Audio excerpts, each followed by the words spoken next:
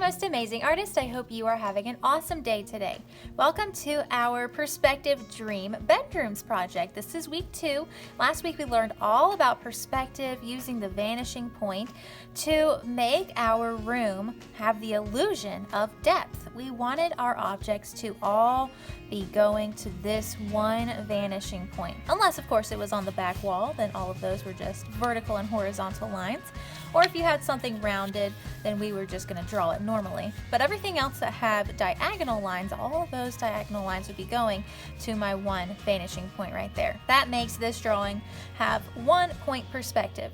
So we should have our drawing done. We should have all of our details on here that we want inside of our dream bedroom. And this week is very simple. What we're going to do is you kind of have a choice actually. You could either go in with a pencil if you just want your drawing to be a pencil drawing, that's fine. You can go in and start making those lines a little bit darker, just neaten up your drawing a little bit. Okay, next week we're going to learn all about shading and how to add value using shadows and highlights and stuff like that, and I'll show you how to do that with a pencil, and I'll show you how to do that with some other coloring utensils if you want to add color to your bedroom.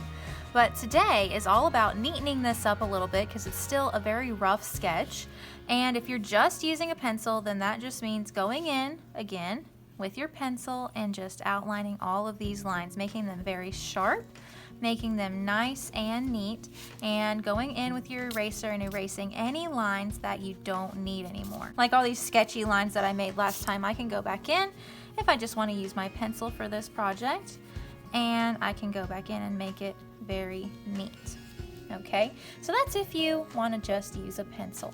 If you would like to go in and draw on top of these pencil lines with a Sharpie to really make your details and your lines nice and bold, then you also have that option. I have a regular size Sharpie and I have an ultra fine Sharpie here, super skinny Sharpie, for any tiny details that I have. And after I outline it, because that's what I'm choosing to do, I want to outline mine with a Sharpie first. After I outline it, then I'm going to take an eraser, and this eraser is better because it's a little bit bigger and it can cover a larger area than this small one here. So I'm going to use a larger eraser to erase any extra messy pencil lines that I have. Today is also a day if you want to go in and change anything, then you can. If you want to add any other details, then you can do that.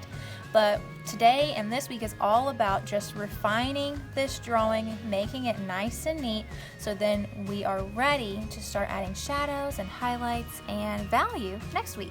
So to outline this, if you're wanting to outline it, I am just going to take a Sharpie and I'm going to go over all of those pencil lines, just like this. Now, if you are wanting to use a Sharpie today, and then you still want it to be a black and white drawing, then you can go back in with your pencil next time when we add shadows and stuff.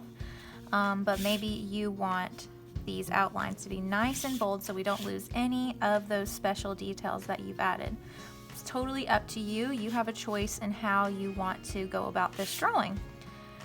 So what I'm doing with my Sharpie is I'm just going over all these lines and making them darker, bolding them a little bit. And if I have any small details like my Nintendo Switch down here, I can use my skinny Sharpie to go over this smaller detail. So this is very self-explanatory. So I'm actually going to speed up this process, and I'm just going to outline everything in this bedroom using a combination of my skinny Sharpie and my regular Sharpie. If you're just using a pencil, then you're going in, erasing any messy lines you don't need, sharpening up any other lines, darkening those lines with your pencil, in kind of the same way that I'm doing with my Sharpie here. If you're at home and you don't have a Sharpie, but you want your lines to be dark and bold like this, then you could use a black marker, you could use a black colored pencil, crayon, anything that you have at home that is a dark color. Alright, so I'm going to go ahead and speed this part up because I think you guys are catching on, and I'll be right back to show you what mine looks like after I do this step.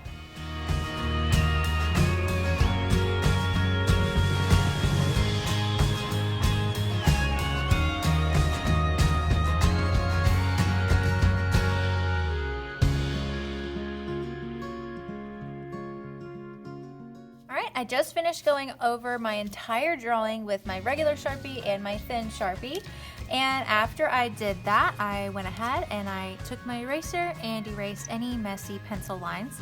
And now I am ready to start adding color or shading next week. You might notice that I went ahead and filled in the cow print on my wall because I knew these splotches, these organic shapes over here, and on this side were going to be colored black, so might as well go ahead and color those in.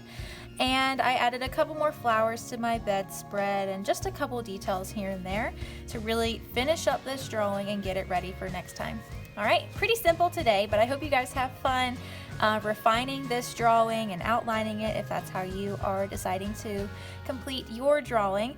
And I can't wait to see how they're turning out. I know they're going to be amazing because you guys are amazing. All right, I'll see you guys next time. Bye, guys.